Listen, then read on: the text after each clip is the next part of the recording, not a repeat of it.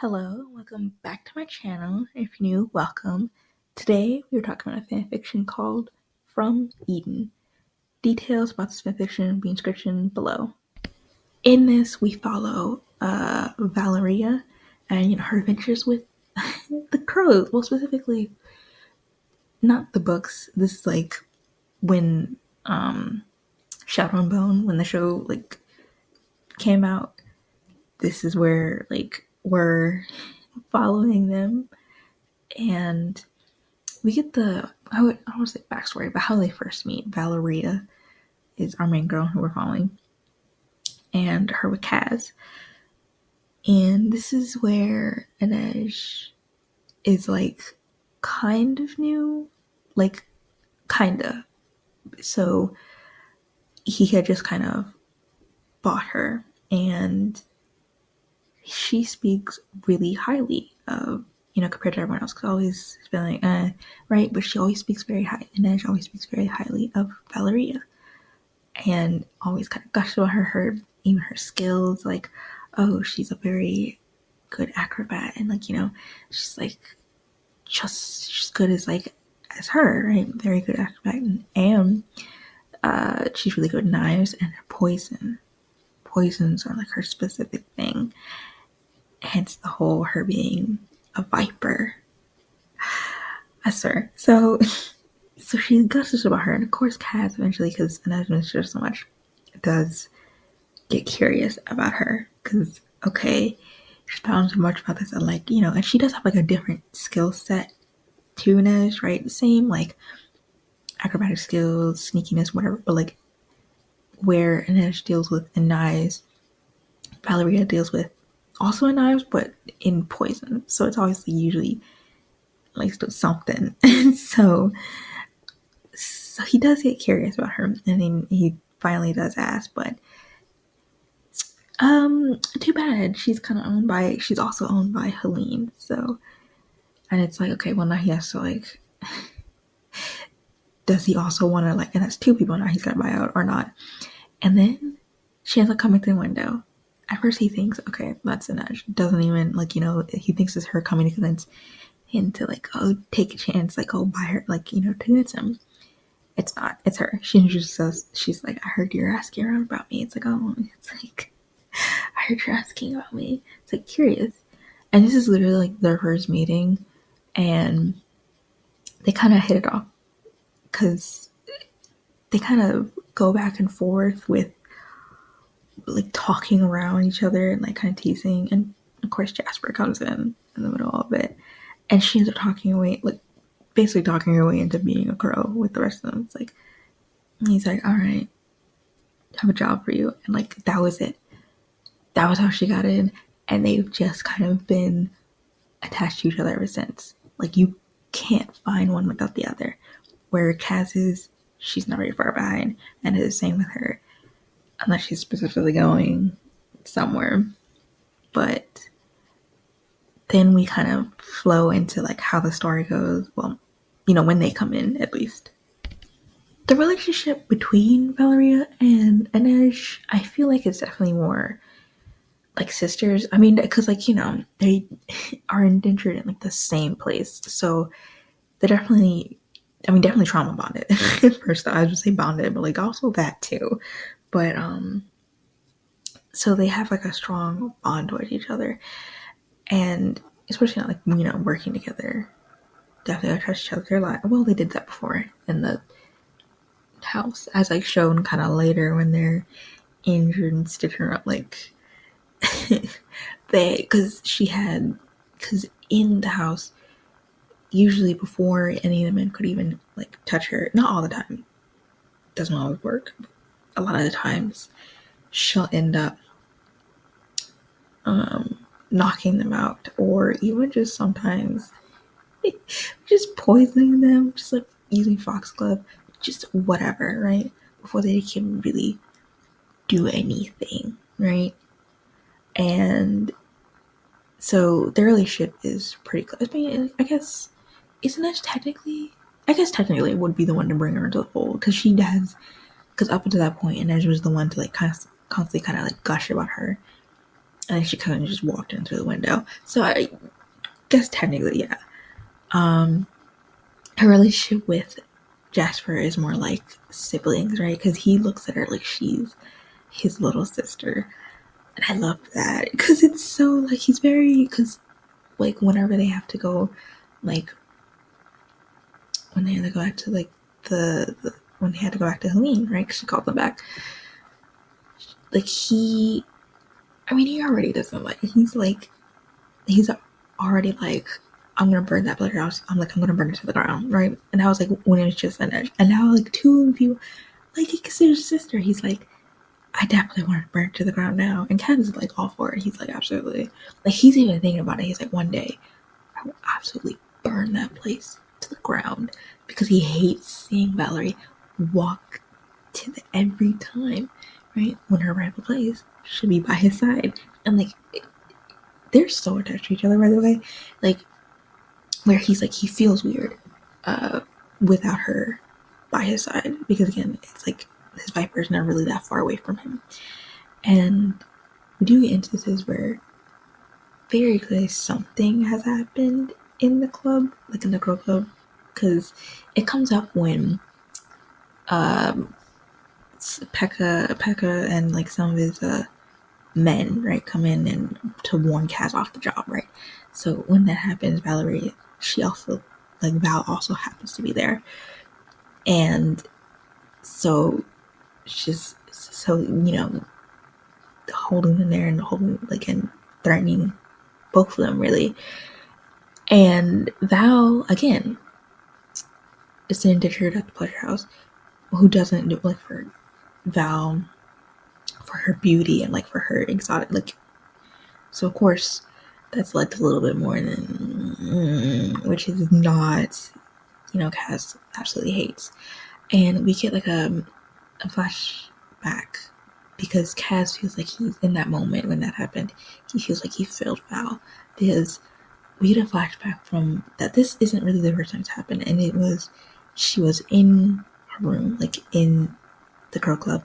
She's on the floor, and she was clearly like breaking down, crying, like there's blood on her too. And she was like saying, like, you swore this wouldn't happen. Like, I don't, it's like as in like another, so clearly something had happened where another like had touched her and had gotten far, not too far, but like still enough to like, okay. And Kaz is just like reminded of that time, so he feels like he failed, because that moment he failed Val there, and he felt awful. And I feel like that was probably one of the moments too where it was like, this, like, it's not getting rid of his feelings, you know, like where it's cements of like, you know, you really like her, okay, it's, you're not getting rid of it, right? And so to see her basically like her and actually like a funeral, like right after that, back to Helene, is like devastating for him. That's why he swears like one day he will absolutely burn to the ground, because he doesn't want her to be there anymore. And you know, even when they get set up, right, to sabotage their own job and kill the conductor, she's the one who goes and do it, right? They first ask Jasper, right, because they both don't kill, but for completely different reasons, right? And for religious reasons, and for Val more because it's like keeping a part of her, even though she knows that part of her is long gone, still alive. Like, you know, like that small little girl who was with her mother, and that part of, you know, so it's like very kind of complicated of not wanting to kill, because that small part of, like, no part of her is really innocent, and she knows this. She's like lying to herself, but maybe, just maybe, she can keep that part of her that's not completely covered, because it's not like she hasn't hurt anyone or really cut them like really bad, like, no, but like watching them die and like seeing like the instant, like, okay, she just like slit their throat, right?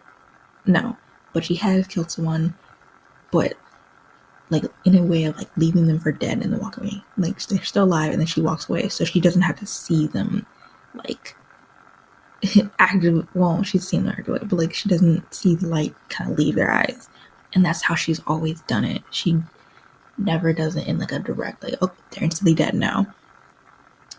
And so that's why they go to Jasper. Of course, he's like, they don't get that far, and so Val is the one end up doing it, right? Instead of Inej, she doesn't want to put her through that.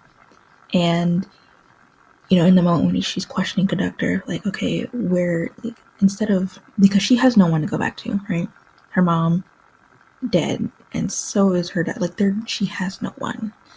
Even if she wanted, like, her dad wasn't the greatest anyway, so really don't want to go back to him anyway. But she has no one, and so that's why she asks for Inej, her brother. So, she doesn't really have anyone. Not that obviously he knows that. And so when Kaz comes in, very stupid for him. Who does that? You know your own people. Why are you like? I feel like even in canon, like where like Inej was, why would you do that? You know how she is. Who does that?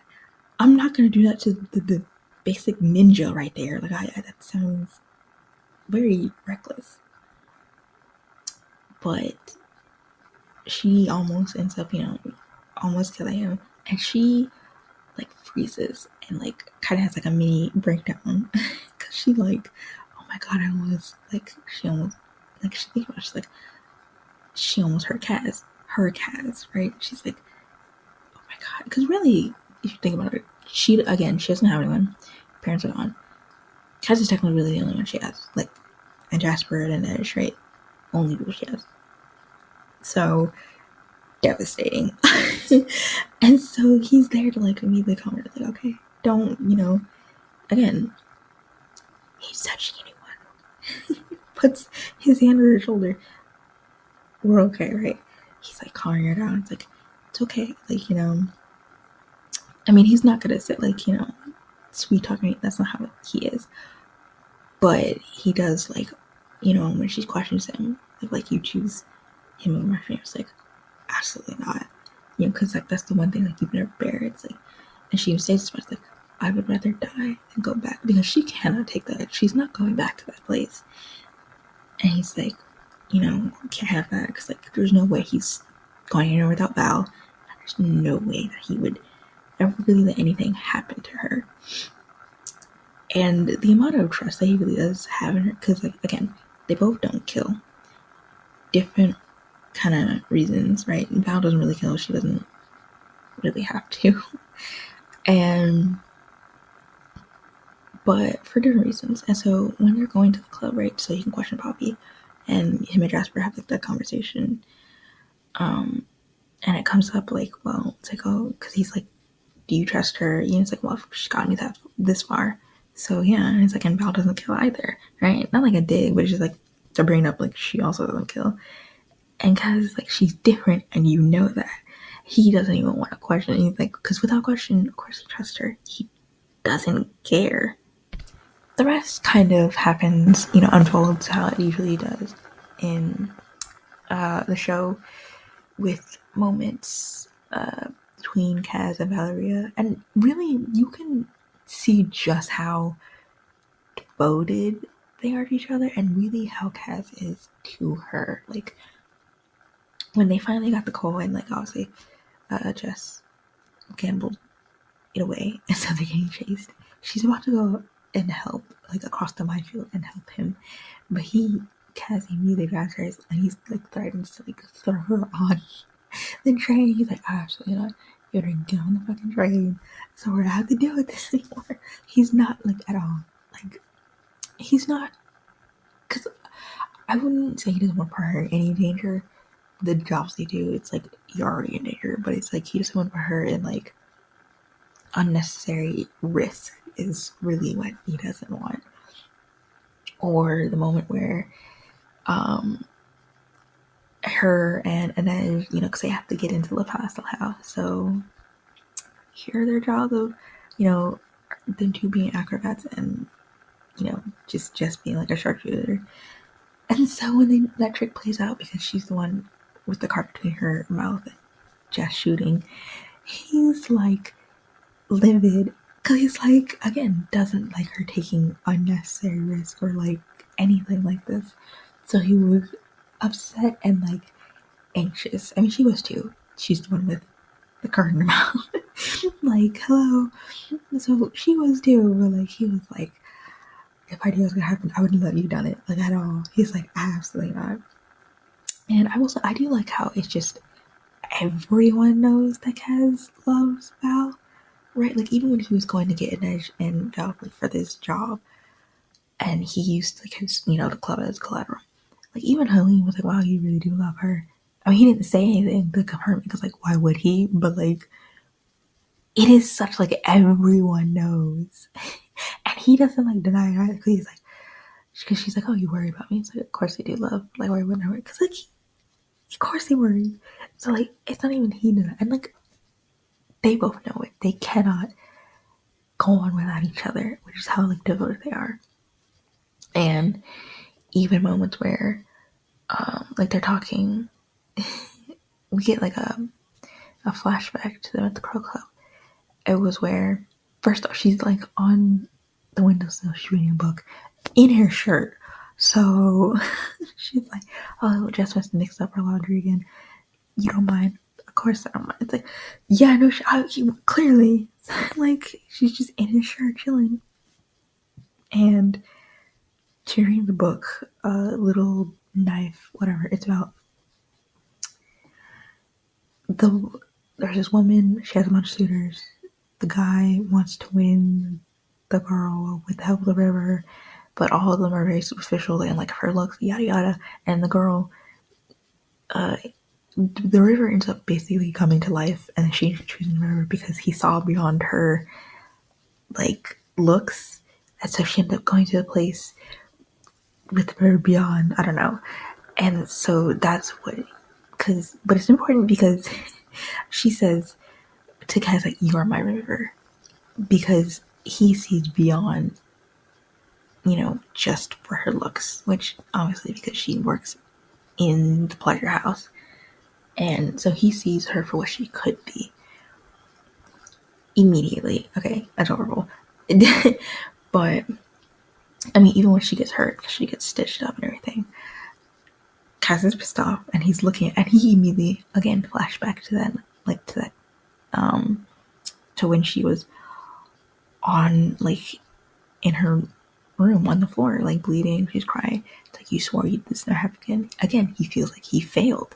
He goes back to that. It seems like he kind of goes back to that point anytime she's really hurt or injured, and like he just keeps replaying that over and over again because he genuinely feels like he failed her. And at that point, Jess, like, 'cause it's just three of them in there, right? Him, like that, her and Edge and Jess. He's telling her like, obviously they can't go back to Helene. There's no way they're going back to Helene, right? And Jess, that's when he's like, I have no right to keep you, neither is Cassie. He'll still be upset because, like, it's his little family, right? And he's like, I don't think Kaz would ever let you go, though. Not in like a, he'll keep you, but like, what's he gonna do without you? He's like, I think he'd rather, like, he would literally burn Ketterdam and himself to the ground before ever letting you go. And then, like, hours later, when, like, she's all stitched up, talking by the fire, he's like, I would rather burn Ketterdam and myself to the ground. It's like, oh, well, Jess was right. And he's like, well, he's rarely right, so we should, listen to him this once. Because it's like, truly, he would never let Helene, like, get a hold of her, like, ever. He has to have a plan. And because he would do anything to keep her from going back there. When she ends up killing for Kaz, because, the Infernite's behind him, she doesn't really freeze up in the way, like, she's in shock. Because, again, directly, like, he's instantly dead. It's like, oh no. he's instantly dead, right? And so she's kind of, like, in shock from that. Because, again, don't really kill, like, in that way. And so she's shocked. To the point where she doesn't like, she doesn't want Kaz touching her, which he can touch her, it still gloves on. I don't like, it's not like he can, right? He doesn't know how he feels about it. Like, because he could feel, it's not like he could feel it, but like even when he could feel the warm kind of slowly seeping in through his clothes, he doesn't really know how he feels about it. But he goes to reach for her and she's like, you know, don't touch me, like I can't let you, because she feels like she's now ruined, like she's filthy now. And he obviously doesn't care. He's like, look, like you saved me, right? And so even when, you know, they're in the carriage and they're riding along and it's been a while, right? Where Jess and Inesh are now knocked out or in a sleep, because he knows that she's still thinking about it. And he said, like, he even says, he's like he thinks we're saving you, and like, don't let this experience take away the Valerie that I love. Which, like, I mean, again, we both know, it's just like hearing him say it so directly is like, okay, yeah. He's really, and he's really like, he's really in love with her. I mean, like, which is even more clarified because it's like when everything's kind of said and done, and as you know, they're finally over now, and as says, like, you know, once, you know, because she wants to go to see the look on Helene's face when he clear the books. She says, but after that, I'm following her, like, you know, following Alina. And Kaz, I mean, he doesn't say it, but he thinks that he's like, okay, right? He doesn't think anything of it. Because he would follow Val to hell and back. He does not care. And, like, that is, like, that is how in love he is with her. And then during the whole ride back, that's when they run into Nina, obviously. And Val kind of, I shouldn't say recognize is Nina, but, like, looks at her and is like, all right. Because, like, again, didn't mean Nina, but they're like, a little hint there. So she's like, because also they need Heartrender. She sees look Nina, like, has where it, like, picks up, like, a Heartrender.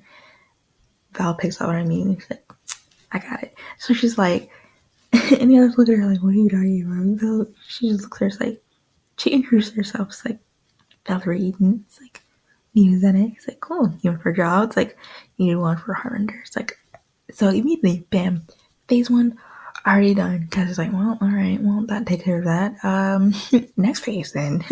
We're chilling for now. It's like, we've got nothing to do. It's like, come sit with us. You know, it's like, oh, look at that, already there. We're chill for now. Nothing to do. I like how, first off, immediately sees Nina, when she sits there with them, immediately picks up Kaz and Val, because immediately his hand goes to, like, her lower back. She immediately leans in. It's the first thing she picks up. Lovely.